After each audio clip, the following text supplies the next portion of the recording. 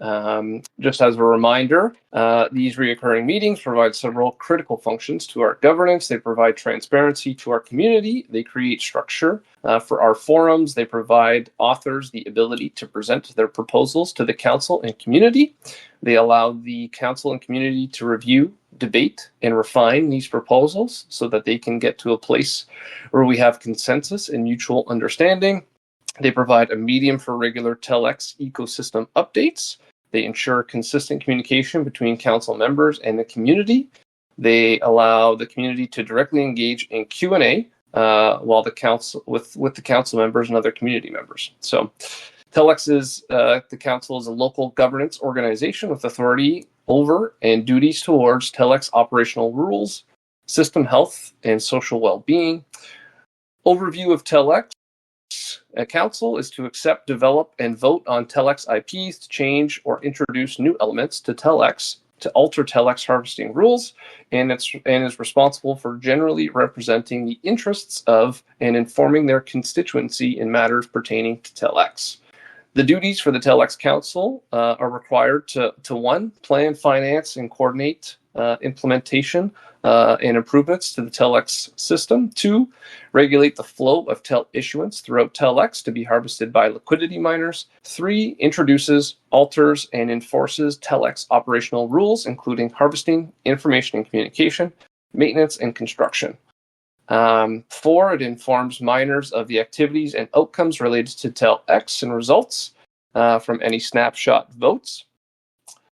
These snapshot votes are required for all council members, and in order for a proposal to move forward, there needs to be a 5 of 6 majority vote, with all 6 members voting within 5 days from the start of that proposal being posted to snapshot. So I'll just go through a quick recap of our last meeting, which was held on March 19th.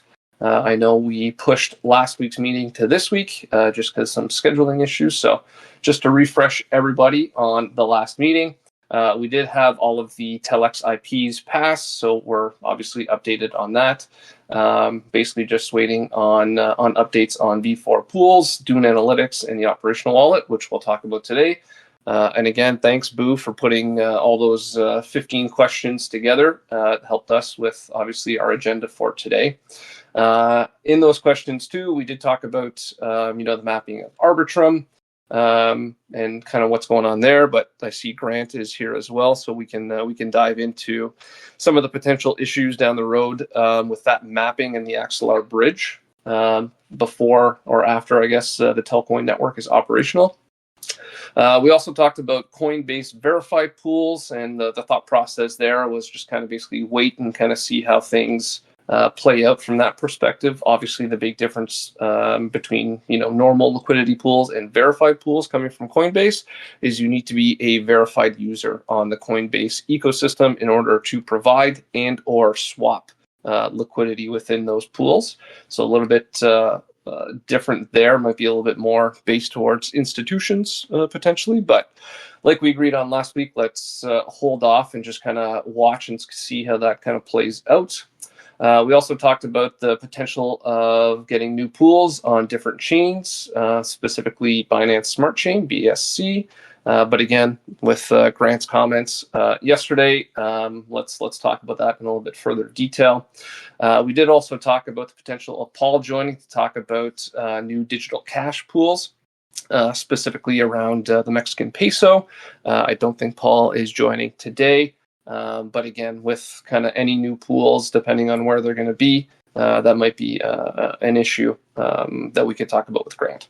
And then we talked a little bit about kind of the budget management and kind of how we're going to do that as well. But that was also part of one of Boo's questions, so we can dive into that in a little bit. So that is the recap. I'll quickly open it up to the floor if there's any questions, comments from anybody on the council. If not, maybe we can get Amir to jump up as well as Grant, and then we can get their opinions and ask them some questions too about some of the stuff that we have on our agenda.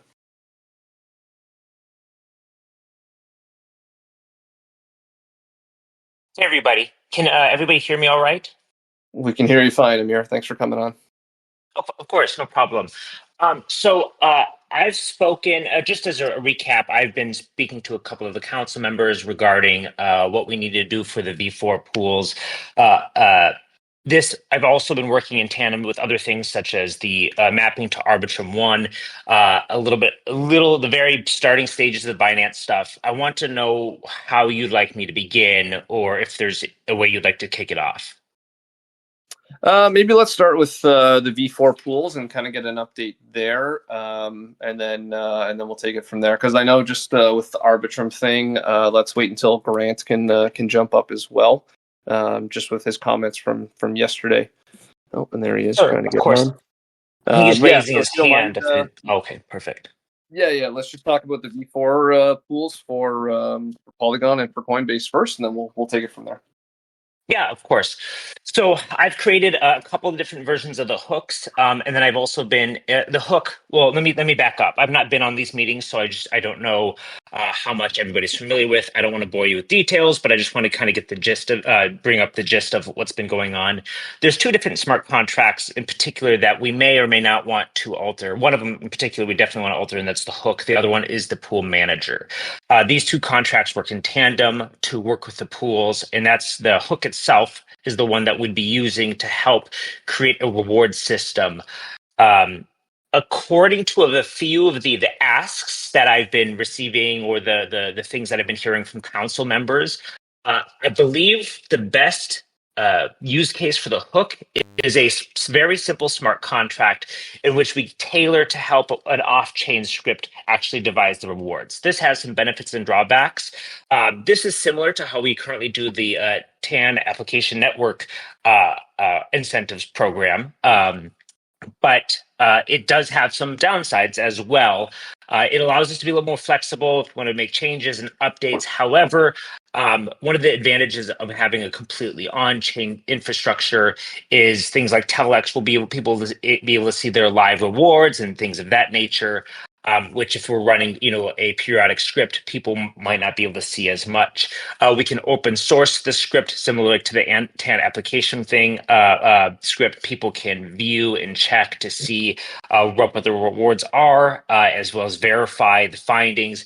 But it comes along a lot to do with the flexibility, the things we want it to entail, as well as if people are just kind of if once a week or whatever the period is fine with people, then we can stick to something like that.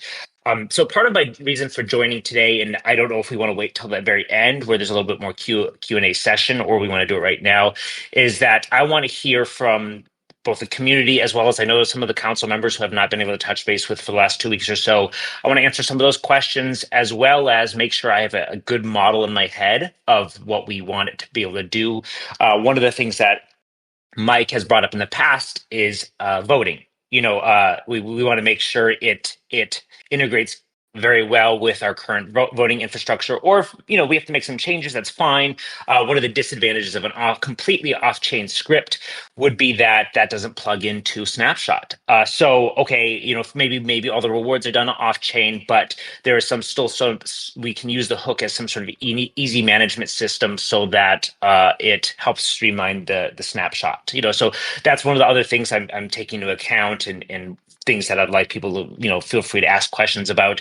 Part of it is for me to answer your questions, but part of it is also to get a kind of a litmus test of what's important to the community. And kind of, since I haven't been on all these discussions, I've just talked to one or two of the council members. Possibly, what is driving your interests? What are making sure I kind of tick all those boxes?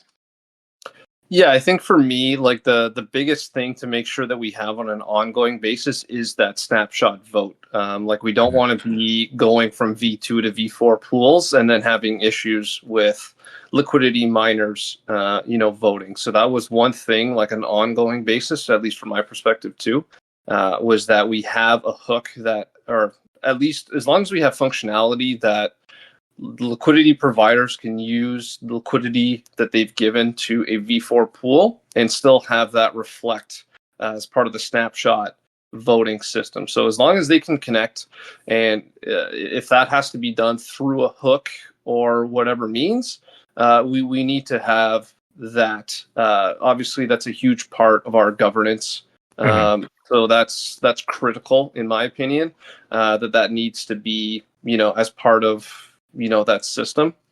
On the reward side, I'm just thinking, like, I don't know if can you do that on like a live ongoing basis? Because the way that we talked about distributing the incentives is that it would be based off of the fees that are accumulated. So I thought like the easiest way to do that would be doing that off script, and then on a weekly basis, there was a million in fees, and I had 10,000. So pro rata, I would get that percentage of the incentives for that week. I don't know, and maybe this is part of the question that we can ask you, Amir. Is there a way to do that on an ongoing basis, or is it just simpler to do an off script kind of run, distribute the rewards to a staking contract on TELx that the individual users can come and claim those rewards whenever they want? Like, we just don't want to get into a situation either where there's like an airdrop, because that might have tax implications depending on your jurisdiction, and how those tax laws factor in. So we want to give people that flexibility to claim the rewards when they when they want to as well, as opposed to just airdropping stuff. So Yeah, no. One of the nice things is it might be, in some sense, it's very hard to do 100% one way or 100% the other way as far as on chain and off chain goes. But there's once you have certain like limitations put into place, there's a lot of flexibility in the middle. So, for example, if we wanted to do something like you're referring to, like updating we might have to make some changes to the smart contract we are currently using. For staking, but but there's already other contracts that we need to get audited, and we kind of just, it wouldn't be very complicated. We could actually make a much simpler version than what we have now.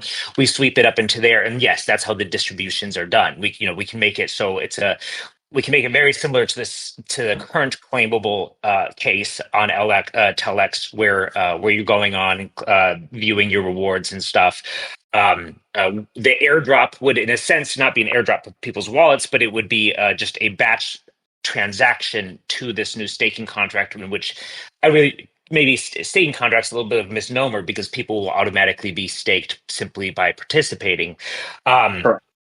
Um, but yes, yeah, we can make the distributions there, and we can add some other flexibility. So if someone let's say we want to make if someone removes their liquidity, that is an automatic claim, or we don't want to do something like that. So those are some of the in between things. If we wanted, it would be someone we can make so it's like anybody who is withdrawing their liquidity automatically gets all the fees that they accumulated, versus having an extra step.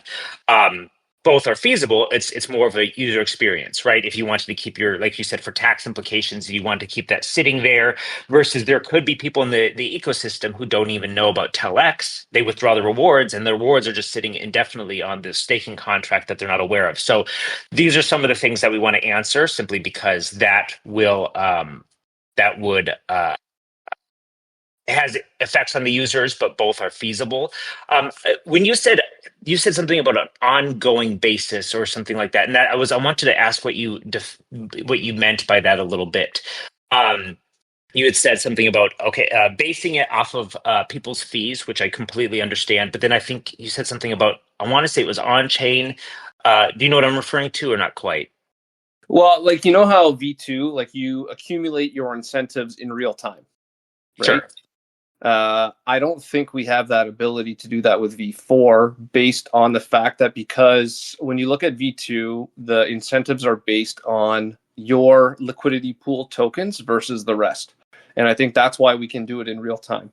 Now with V4, you're not getting liquidity pool tokens. You're getting an NFT that is a snapshot of your position, right?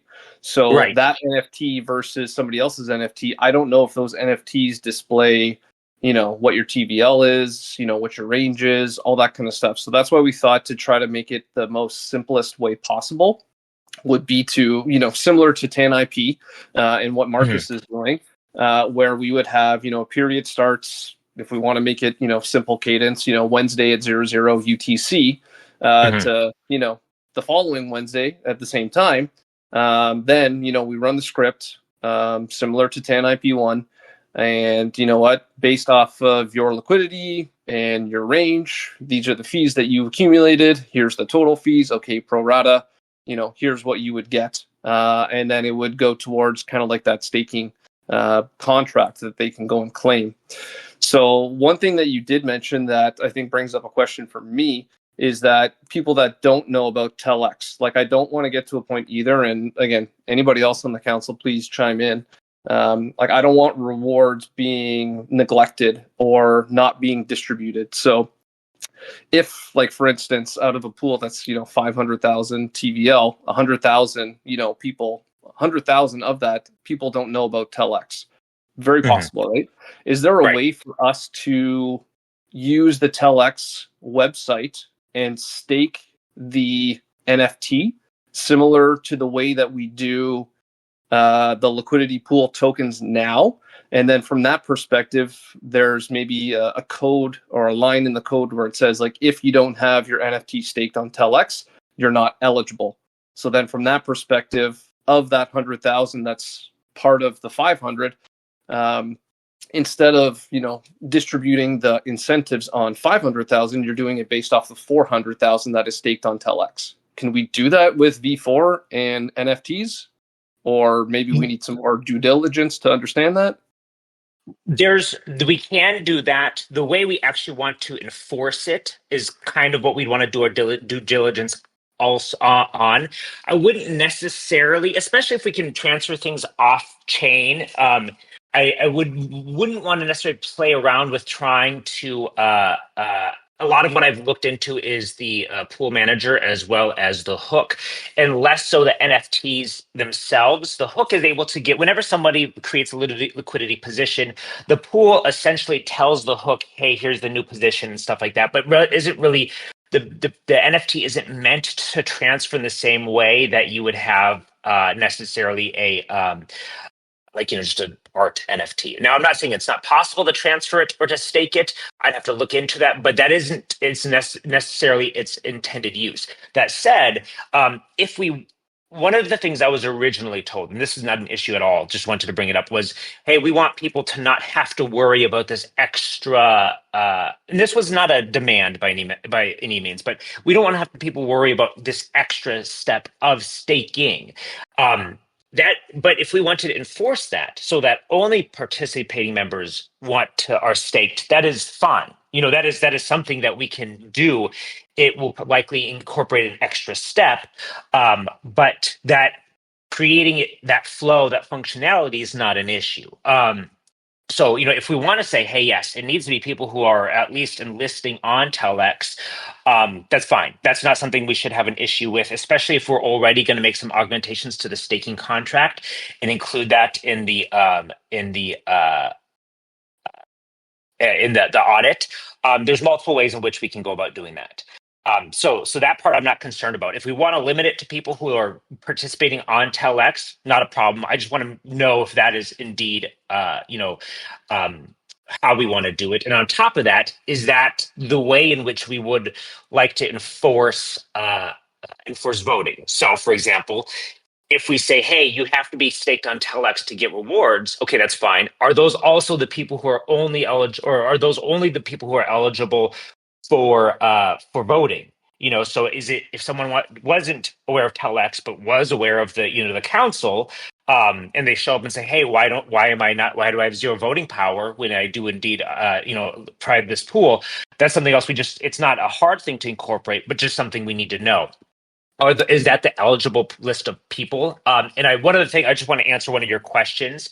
Um, Earlier, you had mentioned something along the lines of like you kind of explained the way the system would work as far as like the weekly script or whatever. And yes, from what I've been finding from the hooks I've created, that would indeed be one of the easier ways to do it based off these do this weekly script. Part of the reason is for the things that you stated. Other reasons are for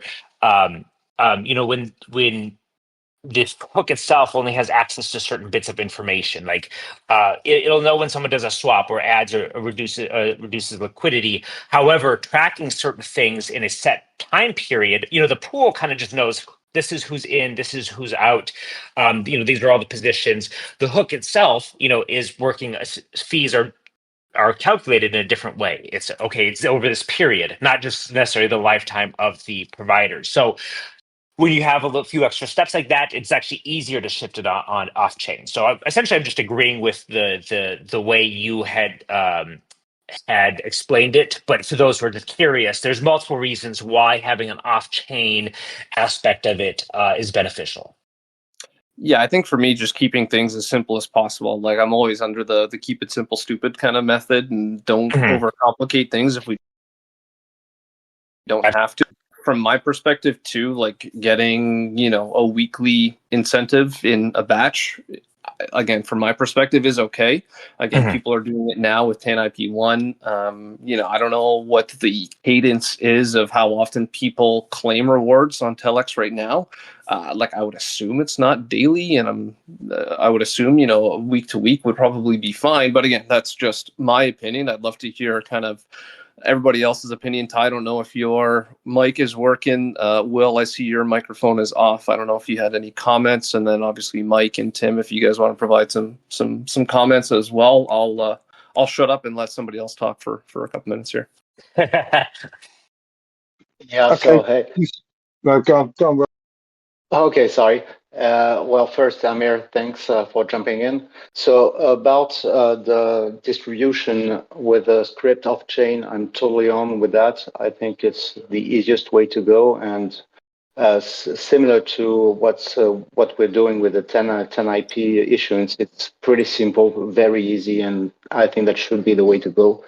Now, about the staking or not staking of the NFT, I have mixed feelings actually because I believe that for we should reward people for providing liquidity even if they don't know about TELx.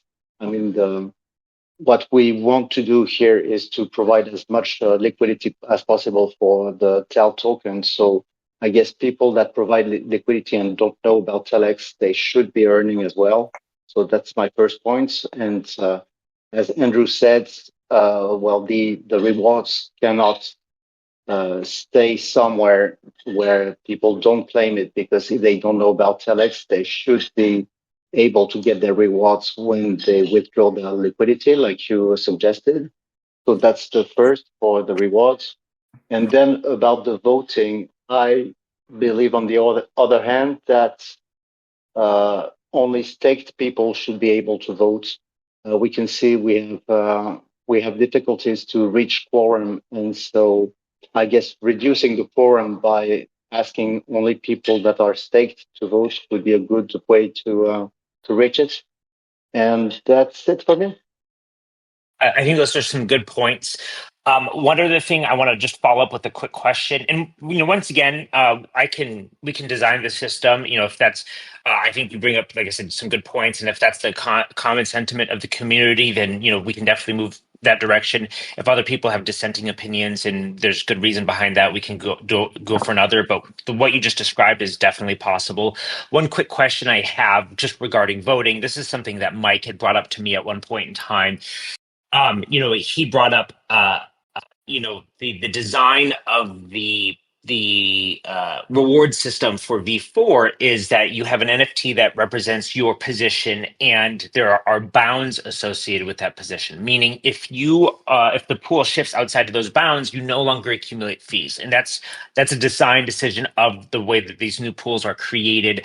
But that's not necessarily how we want our voting to follow. So one of the things that Mike brought up to me, and something that I would like to bring up here, maybe he's done so in the past, is that if somebody's position is no longer in those bounds, they will not get rewards, but should they still have voting power?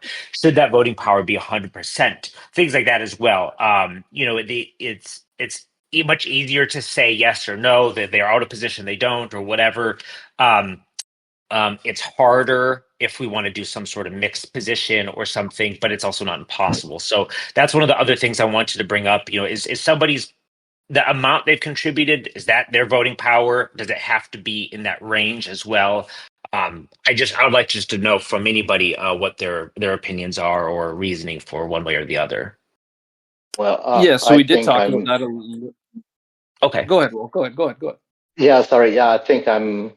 The others disagree with me, but I believe that you should be in range to be able to vote, because as I said in the earlier meeting, you could, well, provide liquidity to an impossible range and be out of range with absolutely no skin in the game and get maximum voting power, and that doesn't feel fair to me. So that's my position. I guess I'll agree with the rest of the council if they disagree with that, but that's just my point about it. I agree with that Yeah, also. Well, so yeah. I I think think you we should have to talked be about this a in little bit. range. Sorry, Mike. Go ahead if you want, Mike. Oh, that's okay. I was just saying I agree that I think you should. I mean, it's another sort of way to incentivize liquidity providers to maintain their liquidity positions is for voting power. Being out of range is very similar to just withdrawing your liquidity from balancer. If you're not providing liquidity, then your voting power should be reduced. Yeah, we had talked about this. I don't know if it was the last call, the one before too, but and I think Ty was, me and him were on the same lines too. But like, if there is a big swing in volatility, just prior to the snapshot for a vote taken, and someone has 20% of the pool, and then 15 minutes before the snapshot gets taken, there's a heavy swing in price fluctuation one way or another. Now all of that liquidity that person has is now not eligible for voting. In my opinion, I I don't think think that's that fair. I think that situation is going to be very uh, how could I say, Rare. not really, yeah, rare, not probable. And the downside of this situation is far less than the downside of someone being out of range and having voting power with basically no skin in the game. Well, again, I would differ on my opinion, just because I think they do have skin in the game. They are providing liquidity, whether or not they're in range or not. They're still, their assets within the liquidity pool. Again, it's my opinion, and we can, continue this conversation maybe off the call. That's fine with me too. But if you provide liquidity to a pool, you should have voting rights in there. And Will, I was going to comment on one thing that you mentioned too about staking. I think if we stake for voting or stake for incentives, like, we can't have one or the other. There needs to be some consistency. So if we're going to ask people to, stake their NFT in V4 pools for being considered to vote, then we need to ask them to stake as well, to be considered for incentives. I don't think we can pick, one way to do thing for incentives and then another way to do it for voting. I think we have to do it in a similar fashion so that there's some consistency from that perspective. Yeah, and for me, like, when it comes to voting, like, I'm happy that if we do decide that the staking on TELx is the way to go for both incentives and for voting, then if you have your liquidity and it's staked on TELx, then you are eligible to vote. If you have your liquidity and you're going for incentives and it's staked on TELx, then you're eligible for incentives. That would be my opinion. I just don't want to discourage people from being able to vote when they want to, depending on their situation. Like, I don't know, somebody could not look at their liquidity for a week, and next thing you know, it's out of range, and they're not eligible to vote. And Will, I hear you that it's not probably common and that's going to happen, but in a situation where a substantial amount of liquidity is out of the range, and that one person or group of people want to vote, but now they can't, it's just going to cause, I think, a lot of problems. Like, I think the negative, like the downsides on leaving thing open, are easier to manage than it would be to have it within specific ranges. And the downside of having, that volatility, which we can't control, dictate what that snapshot voting power is.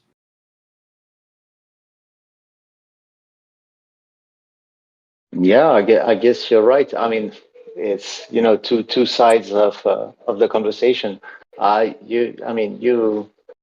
You seem right as well. So I don't know. I guess we'll have to decide together.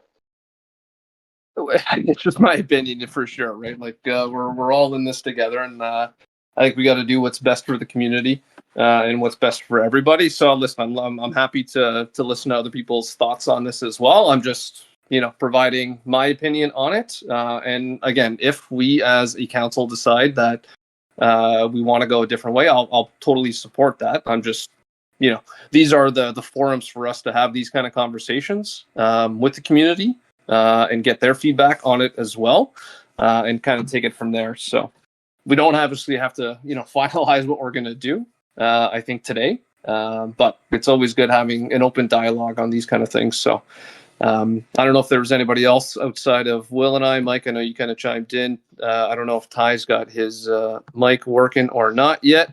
And then Tim, are you around? Yeah, I'm buzzing away here. Just my tuppence worth on two things that were asked then. What people normally do, how often they claim their rewards.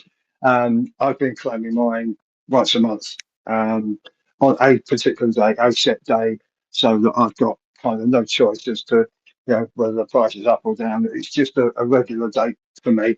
I don't know whether that helps to know that, but that's kind of what I do.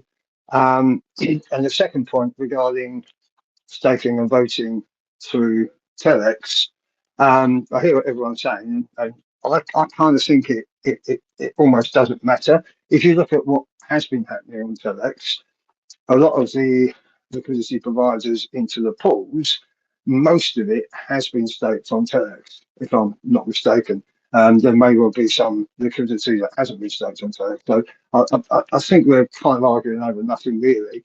I think that when we go to the new pools and we're offered staking, does it really matter if it's on TELx or not? But then you're going to get into the conversation of, okay, well, if we're not going to stake on TELx, what's the point of having TELx?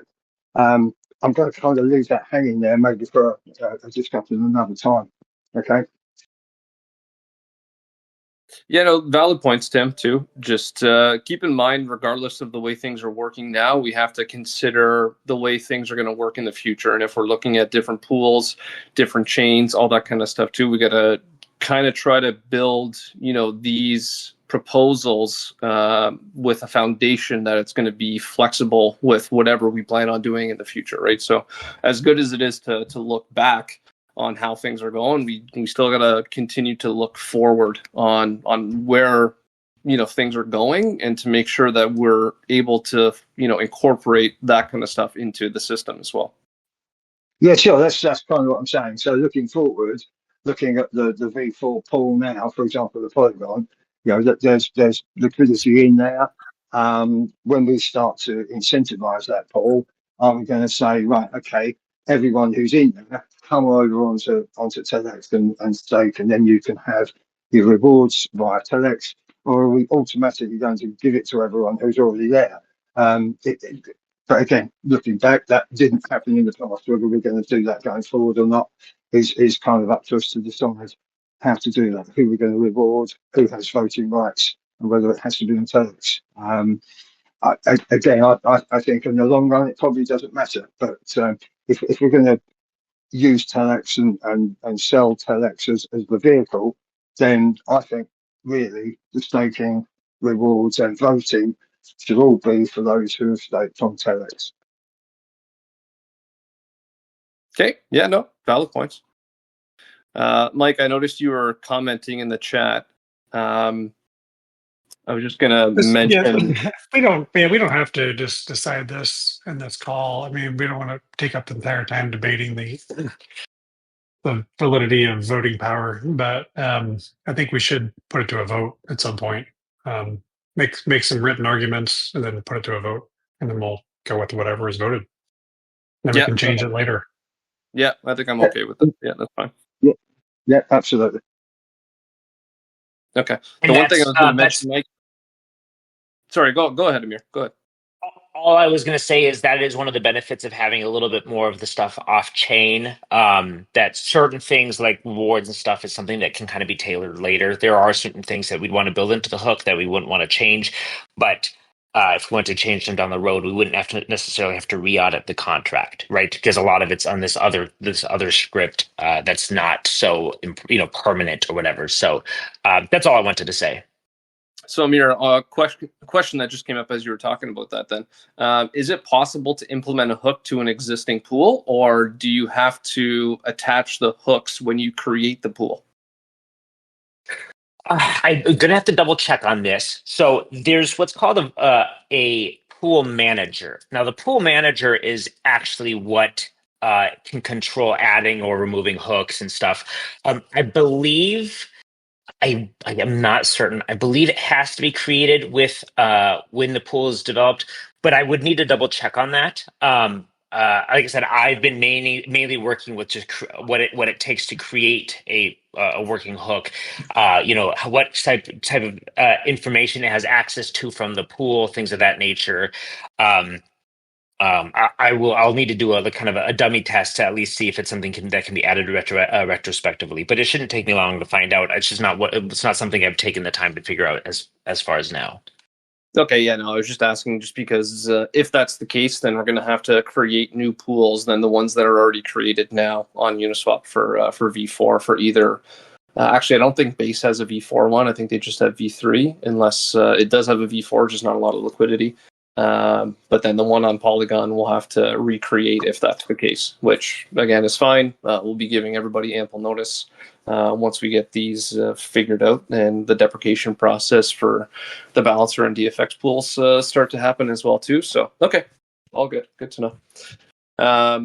Okay, well, while we have Amir, before we kind of shift focus, does anybody have any other questions for Amir while he's here? No, just thanks for coming and thanks for doing a great job. Of course.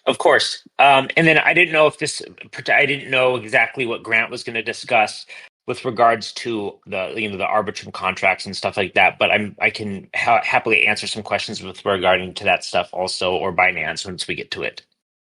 Well, that's perfect because that's kind of where my plan was to invite Grant to speak and start talking about what he had put there. And then, if Amir, you can hang out and we can go from there. Sure. Awesome. Hey, everybody. I just wanted to follow up with my message that we sent yesterday. We kind of through some testing on the bridge. We realized that there is some competing liquidity issues when we are using separate bridges. Axelar Bridge is the main bridge that we'll be using to bridge Telcoin from Ethereum to Telcoin Network for the initial issuance and liquidity, et cetera, on Telcoin Network. Tel will also be the native token, so it'll act and behave just like Ether on Ethereum.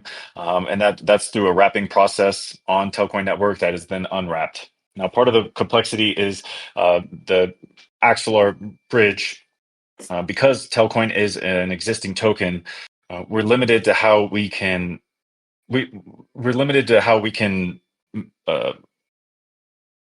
keep that token canonical without having another upgraded contract on all these chains.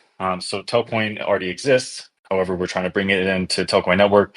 So I guess what I wanted to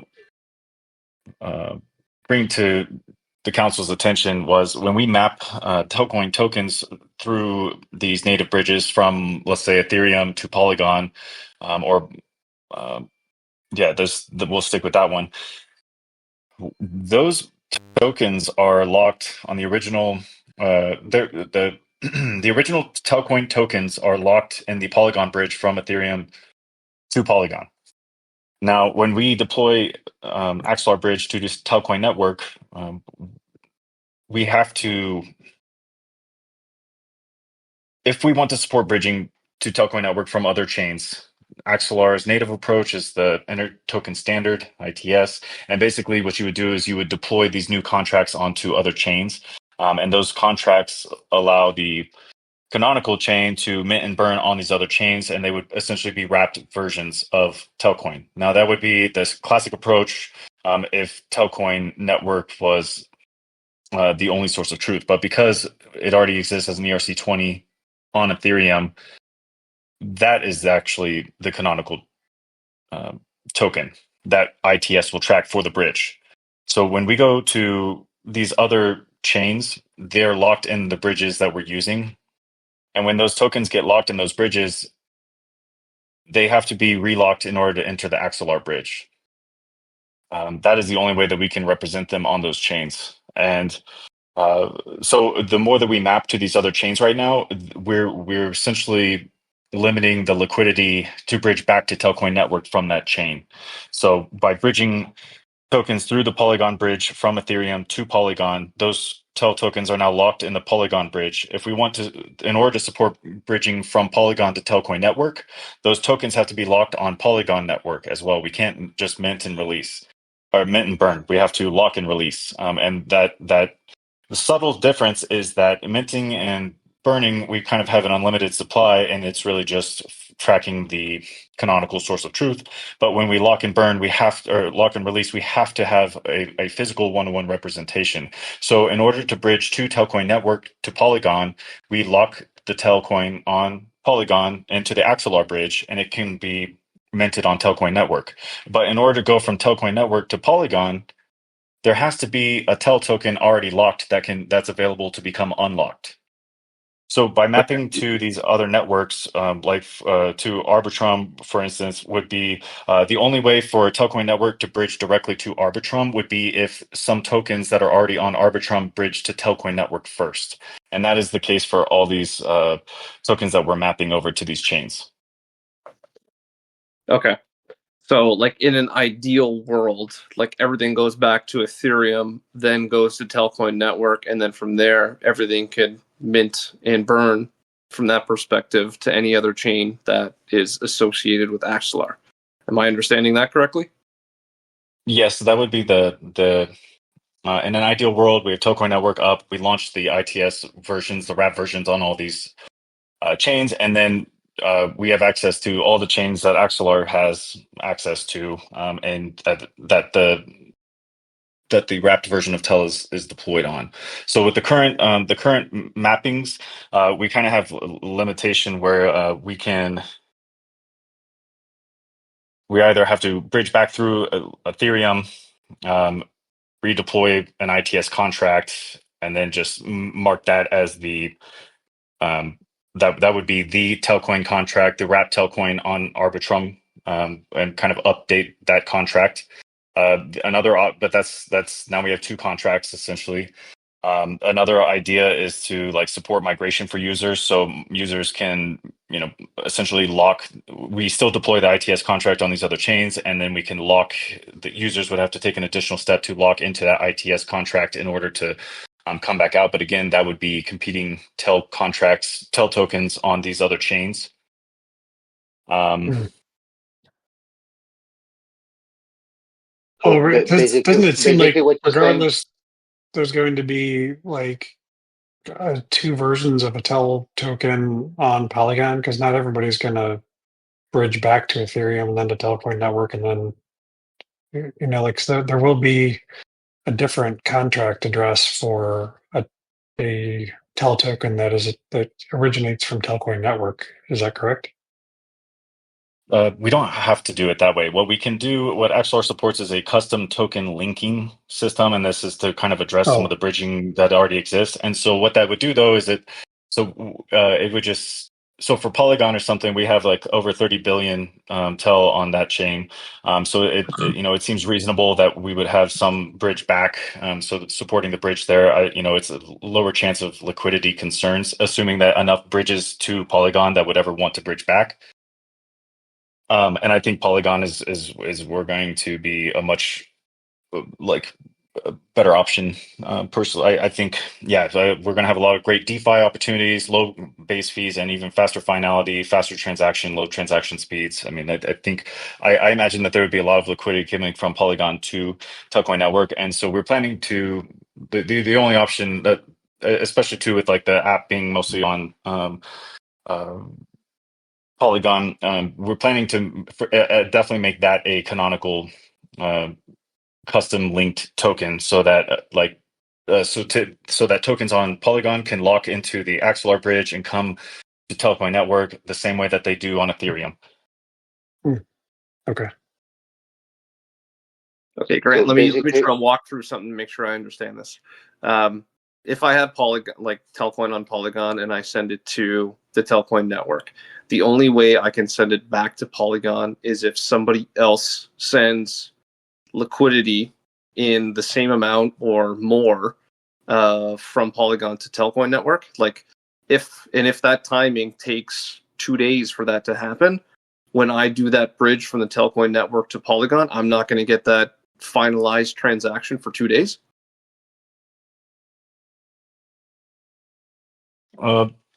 Yes, I think maybe like I think I understood your example, and like to maybe simplify it further, it'd be if you are on Polygon and you bridge through Axelar to Telcoin network, then you would have, if nobody else had bridged back to Polygon, then your tokens would still be locked. The same amount of tokens would be locked in the Axelar bridge on Polygon, so you could bridge back through Axelar from Telcoin network to Polygon and basically release those same tokens.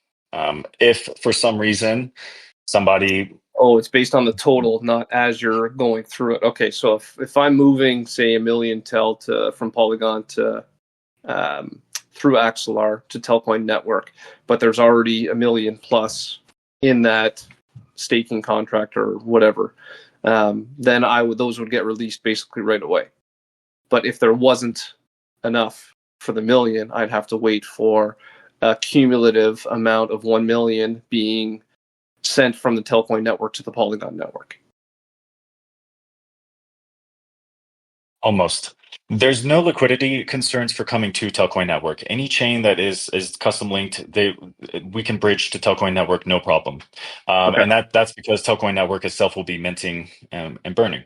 But if you want to go back to one of these chains through the Axelar bridge, there has to be the same amount. There has to be at least that much tel locked on that chain in the Axelar bridge. So, and the only way for that to happen is if Telcoin is bridged from that chain through Axelar to Telcoin network. Gotcha. Okay. I think I get it. Yeah. Okay. I'm just looking at the comments. Blue Lights mentioned, I really think the ag layer would solve all of this bridging. No, it's so close, V0.3, and you could plug in and aggregate. So I don't know, Blue Lights, if you're available to jump up, maybe to explain that a little bit further and have a little bit more of a educated conversation with Grant, because I don't know what you're talking about. Yeah, I think ultimately it would still be an issue because we have the problem is that we've mapped the TEL tokens. So now all of the tokens are still go all the way back to Ethereum. And that is ultimately the source of truth. And so in order to get from Ethereum to Telcoin network, you have to lock those tokens on Ethereum in order to have them released on Telcoin network. You have to do the same locking mechanism if you're going to have those tokens on Base or Arbitrum or on Polygon. And so once those tokens are locked, because it's an ERC20 on Ethereum, that's the only way to do it, right? They're fungible and they have a fixed supply. The bridges can support a minting operation. And so for the ag layer, it's just like, it's the same concept though, right? You're minting and burning. And what are you minting and burning? Well, you would mint and burn a wrapped version of Telcoin on these other networks. However, we already have a version of Telcoin on these networks. So it's ultimately just another it's the same, essentially the same problem, and that we just have competing bridges. Okay, like you'd be able to navigate around this problem if you didn't use the Axelar bridge and used a different kind of bridge? Not necessarily. So we have to have some way to bridge Telcoin to Telcoin network. And that is going to be Axelar. So no matter what, we will have the Axelar bridge supported. Okay. And there's a separate conversation of why I really think Axelar is the best bridging solution for that. I guess my concern is just as we continue mapping these tokens to more networks, if before Telcoin network is launched and we are deploying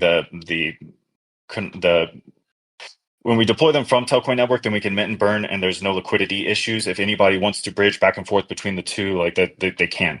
The only way to bridge to those networks that have not been mapped would be through ITS, right?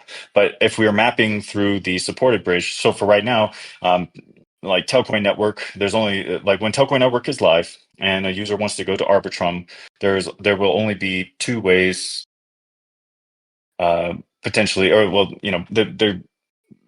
what we risk is having liquidity issues on, let's say, Arbitrum. So, or like, I think I'm more familiar with Base. I think we have like 300 million TEL or so on Base for rough numbers. So that 300 million TEL, if we want to go from Telcoin Network to Base, we need, like, let's say I want to send 1 million TEL from Telcoin Network to Base. I need at least 1 million TEL locked in Base, the Base the Base Axelar bridge on Base. If there's no tokens, if nobody has bridged through Axelar from Base to Telcoin Network, no tokens are locked, and there's no way for a user to bridge directly from Telcoin Network to Base. Got it. Okay. Unless we want to have two token contracts on Base, that gets really messy and complicated, and I don't think that's a good option. And so instead, what we've done is like now the user has to bridge back to Ethereum, and then from Ethereum they can bridge to Base. And then at that point, they could bridge back from Base to Telcoin Network, and then then there would be some liquidity there to bridge back and forth if they wanted to. But until that initial bridge from these destination chains back to Telcoin Network and these locked, and that is Polygon, Base, and Arbitrum and Ethereum. Until that happens, those tokens, there is no liquidity to unlock on those chains through the Axelar bridge from Telcoin Network. Yeah, okay. I think I'm following. Okay, then this kind of sparked just an idea in my head. How would that work with like swapping? Like, so say we're on the Telcoin network and I want to swap 500,000 Tel for USDC, but because it's going to be going through an aggregator, is my assumption, and it's going to go through, say, the Polygon network. Like, is that swap functionality going to have issues with that same issue of having liquidity locked? Or no? Yes, that would definitely, unless we have a separate, like, unless we have a non-competing ITS representation of the TEL token on Polygon. Now like you're talking about aggregators and swapping, and I guess, like, yeah, if you're on Telcoin Network, I'm not sure why you would swap on Polygon, other than, I guess, like, that's the only. Well, I'm just thinking maybe in terms of like liquidity. Like, let's just say it's early days, and there's only 100,000 liquidity on Telcoin Network, yet there's millions of liquidity on Polygon right now. Mm-hmm. So in Axelar, there is a lot of cross-chain swapping functionality, and so that, I think, ultimately it would just be more of a back-end issue. Okay. In terms of, okay, like, yeah, so like something like you wanted to swap, and we're going to look cross-chain for this solution. It might even be something like, okay, this Polygon has this particular liquidity, and so in order for this transaction to reach completion, you need to put some tokens through the Axelar bridge to come out on Polygon to be swapped, and then come back through the Axelar bridge to come back to you on Telcoin Network. Or if you're okay having that balance on Polygon, etc. Those sorts of DeFi features are really just it's just a multi-step process, but it is definitely doable, and that's something that Axelar provides and is so far pretty successful at. So they're currently bridging between 73 connected chains right now, and so by supporting Axelar Bridge, we by default have access to those other 73 chains through the Axelar Bridge. And that would just be kind of like out of the box. You would need to just deploy these ITS, the inner token standard, basically wrapped TEL in a format that's compatible with Axelar, which is fairly straightforward. It's very similar to mapping between these networks, but it's just a particular format so that it's compatible with the Axelar bridge, which we will definitely support. There will be other bridges, and other networks also have liquidity issues with other bridges, etc. Like, so this is not a unique problem necessarily to us. It's a little bit more complicated because our token already exists on Ethereum. So okay. So, like, ideally, in a perfect situation, really, what we need to do is push as much liquidity to the Telcoin network through Axelar bridge, regardless of the chain that it's on right now. And then from that perspective, we don't have any of these issues down the road. I'm just thinking like in that transition, there might be some challenges, but like in 5 years, the ideal situation is to have obviously say 90 to 95% of the overall liquidity on Telcoin network, all swaps, everything, liquidity pools, all facilitated through the Telcoin network, and not necessarily relying on other chains or bridges at that perspective, right? I do plan. Yes, I plan to make. I think Telcoin Network will be still great. People don't want to leave it, but bridging is definitely like a powerful tool. And so this is the. Uh, it's not like we will never have a bridge, and the cross chain functionality is really important, especially for like future endeavors. Um, um, but it's just the more that we map to other chains now before Telcoin Network is live, and I definitely feel the pains. I think that having cross chain liquidity is a fantastic initiative, and I fully support it. I'm trying to get Telcoin Network out as soon as possible, and I think that if we can wait just a few more months to have this fully up and running, like it'll be a lot. Then we can deploy those contracts out. We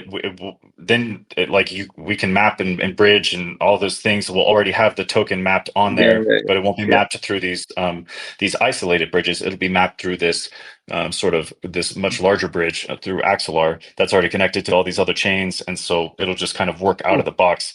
Because the as we deploy to more chain and map to more chains, the only problem is like it just creates it can create liquidity problems. So if someone wants to get to Arbitrum now, they might have to go through Ethereum to Arbitrum, or back through Ethereum to get to Telcoin Network.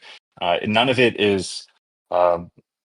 It's not necessarily like it's not impossible, right? It's just it's creating it's just something that came up in testing on over the weekend, and so I'm definitely trying to like bring this to everyone's attention because this initiative that like mapping these tokens to other chains is having long-term consequences. All right, so we'll just chill on mapping tokens until Telcoin Network's out. That's what I'm hearing. Yeah, that sounds like the smoothest way to get things going properly in the future, because this locking thing sounds well, not necessarily complicated, but It it's just more of a adds a burden. step of going back through mainnet. Yeah. Well, that you got to wait for people to push liquidity there before you can really get yours back, unless you decide to go through Ethereum. But then there's added fees and whatnot going through ETH and mainnet versus everything else. So. Okay, so from that perspective, then it's like Mike, like you said, basically put a halt on kind of going to different chains for now. I'm assuming, Grant, like when you say a couple months, like the code freeze is not when things get going. Like after the code freeze, we'll have audits and all that kind of stuff. Then once that's good to go, from that perspective, once that's up and running, then we can start looking at other chains again. Yes, absolutely. So, target code freeze May 5th. I think we're still doing great on that timeline. I think we're going to hit it, and then we just have security audits depending on those findings, and we will need to address any of those findings, and then it'll be probably a little bit of coordinating with the MNOs that have signed up, and to just make sure everybody's on track, servers ready, private keys are secure. I think that'll be a little bit of an interesting experience, just in and of itself. But we've got the ball rolling in that space as well. So I think that ultimately, Q3 is for sure. We're not going to miss it. And just any time in there is kind of any more detail than that is kind of hard for me to like accurately pinned down, but I'm 100% confident Q3 is going to be our mainnet launch window. Beautiful. Exciting. Awesome. Okay. Does anybody have any questions for Grant after all of that? Nope. Thank you, Grant. All right. Well, everybody can regurgitate it and teach everybody else in the community now. So, ha. I think I got it totally. Yeah, I got it totally ironed out. I could totally explain that. In an elevator. Well, No problem. send him the Telcoin Network channel. I'll sort it out again. No problem, guys. Appreciate I your think I've got the most part patience. of it down, so I think we'll be okay. Yeah. But it totally makes sense. It just makes the future adjustments down the road a lot easier, and it makes more sense collectively. So I'm good with holding off. Okay. Grant, while we have you too, there were questions about the secondary safe and the transfer of the 10 million TEL from year 2 issuance. I know we've talked about it in DMs, but maybe I'll let you share the update with everybody else. Yes, happy to. Amir helped me get that safe set up and the 10 million TEL transferred over. Just so everyone is aware that the goal of governance is to have the councils being able to sign their multi-signature safes themselves. It's actually quite complicated to tie that back to NFTs, which is our current council member, the way that we have council members identified. So in the short term, while there's other pressing matters, the TAO is managing the multi-sigs on behalf of the councils. So when there is a transfer or any sort of thing that needs to happen, obviously we can facilitate that transfer in the multi-sig in a secure way until we get that responsibility of the signatures offloaded back to the NFTs. But the operational wallet has the 10 million TEL in it, and I believe I included the address in my response in the TELx channel. But if there's any specific questions or any desire to, if we need to sign and transfer those sorts of things like that, we're happy to help with that. Okay, no, that sounds good. I know I was talking to Leo about kind of the work that needed to be done, and this being one of them, and when we would kind of finalize those. But I don't think we determined when like an invoice would be initiated, when it needs to be paid, and anything like that. But once we get those details, obviously we'll reach out to the TAO to get that paid for those services. All good from that perspective. Okay. Any other questions for Grant or Amir? I don't know. I know you were listening in and you wanted to hear what Grant had to say as well. Was there any comments from your perspective on that? Nope, none. Okay, easy enough. Okay.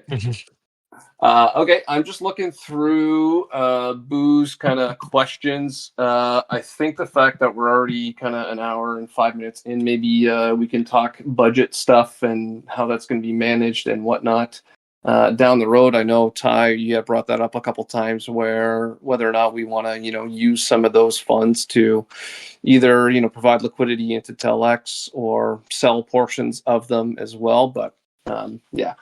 I think we could take some time to consider that some more, and then maybe talk about it through the Discord channel, and then we can have a better discussion about it on our next call.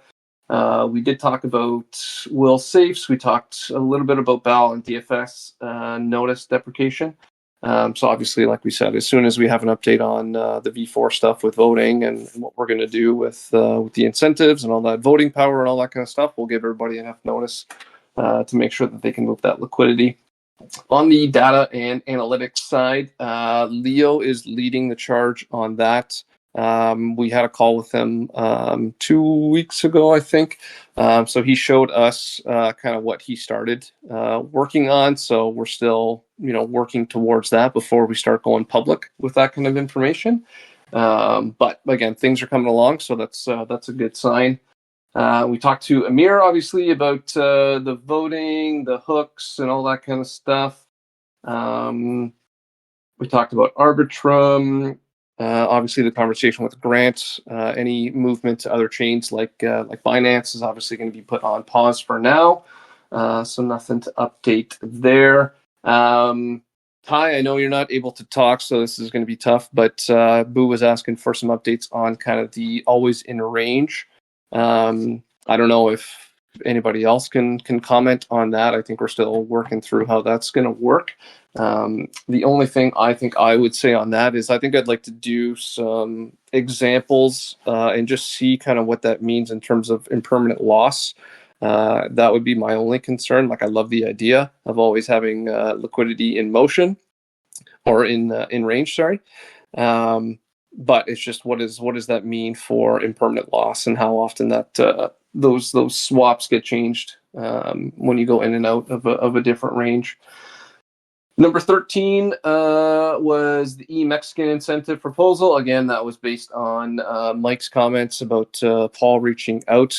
Mike, I don't know if we want to pause there and see if there's any updates on that from your or Paul's perspective. Yes. So I had a little meeting with him this morning. We have a draft proposal for increasing liquidity for digital cash, starting with EMXN. That'll be like the first sort of domestic rails with banking rails that are already sort of established in Mexico, our banking partners there. And so I think that there is room to push that proposal out to next meeting, which I believe is next week. And then we can fine tune that for sort of eyeballs of the council, and then we'll propose that to Snapshot by the end of the month, and hopefully by the end of May, be able to start incentives on that pool if it passes muster.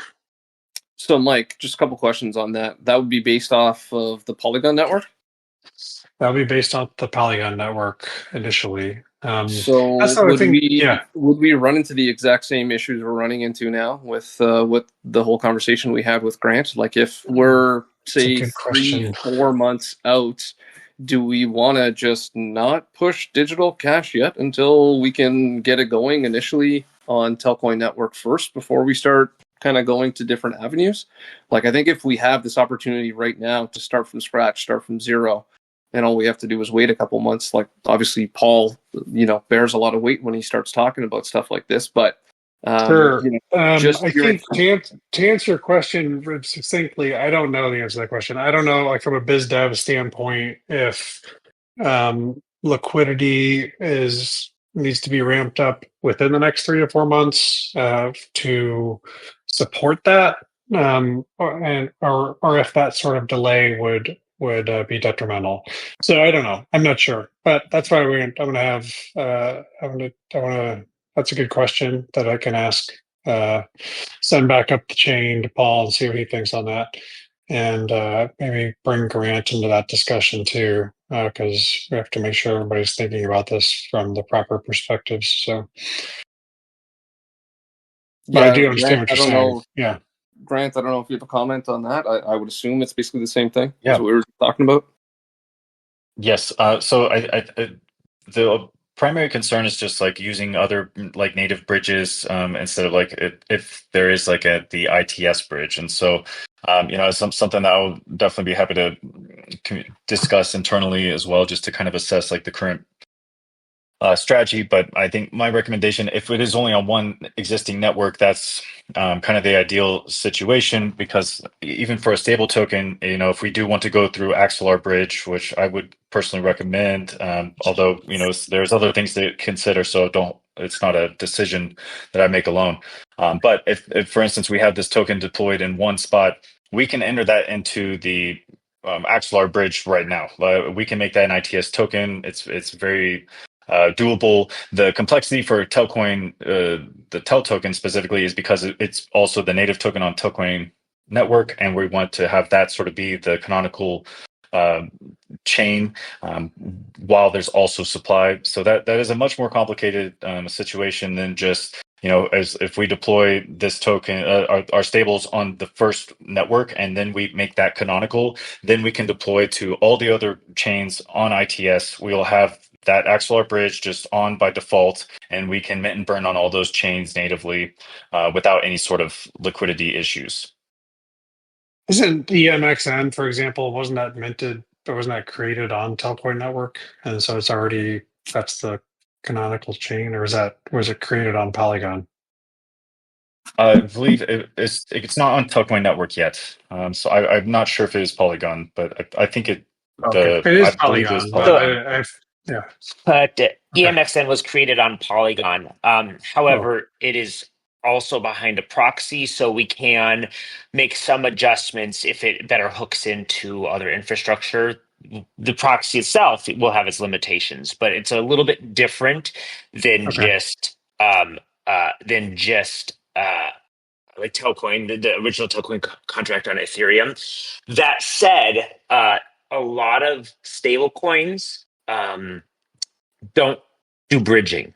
As you've noticed, USDC used to be multi-chain, and they still have that version. It's USDC.E. But now, for this goes beyond me, but compliance reasons and stuff like that, a lot of them are choosing to have a different version native to each network. I Right. think it's just because bridges tend to be one of the most dangerous parts about the exploits. Obviously, smart contracts are exploited, and that's usually the part of the bridges that is also. But a lot of them choose not to have bridging for that reason. You'll just do a little bit more of a the controlling body can do a mint and burn off chain, but for regulatory reasons, stuff like that, they oftentimes opt not to go in that direction. So if that's the case, then the only time you're kind of minting and burning would be kind of through on and off ramps on those specific chains. Right. But once again, since the Telcoin Holdings is in control of it, you wouldn't necessarily have to do completely off-chain and on-chain. Obviously, right now, the Telcoin application is just on Polygon.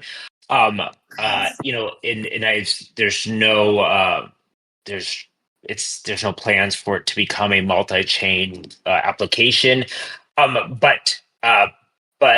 once again, this is not something I'm a part of, so I'm not speaking out of turn or having any sort of information of what's being decided. But who's to say that there can't be a different governing body that allows for the minting and burning between different networks without having the user to do that all themselves, right? So that really comes down to how Telcoin Holdings would like to handle the multi-chain aspect of things.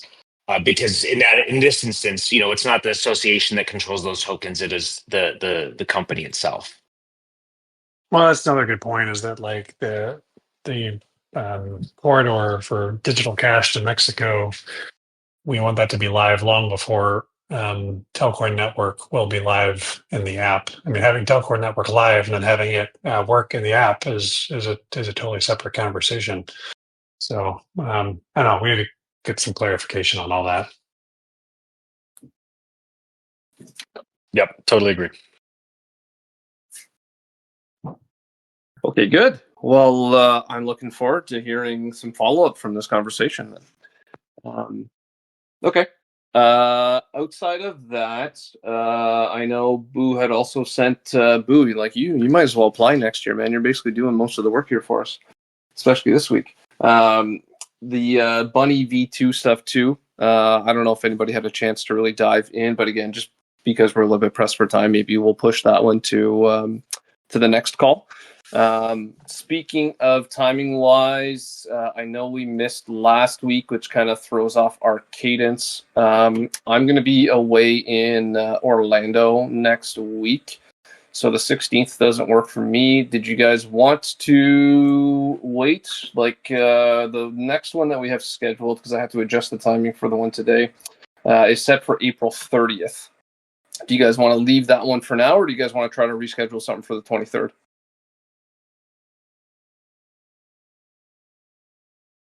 Actually, I won't be available next week as well. Okay, so 16th is out. That's fine. Well,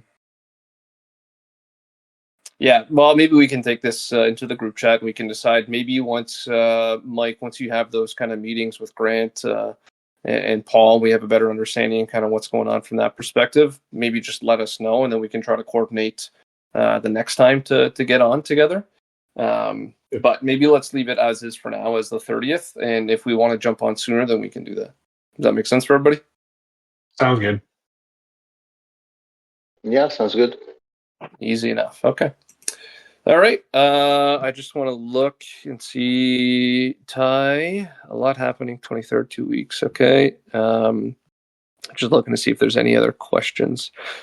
Just to vocalize this question from Boo for Amir, can you only attach one hook to the Uniswap v4 pool? And then Amir did respond, say each pool can only have one hook, but each hook is able to service multiple pools. So with that being said, then, did Amir dropped off? That's fine. Okay. I was just basically going to ask, can we have different functionality within the same hook? Because if we could only attach one hook, is that going to incorporate all of the different kind of voting power for snapshot and potentially staking for incentives? Okay, maybe we can touch base with him offline. All good. Okay, anybody else? Any questions, comments, concerns before we wrap up?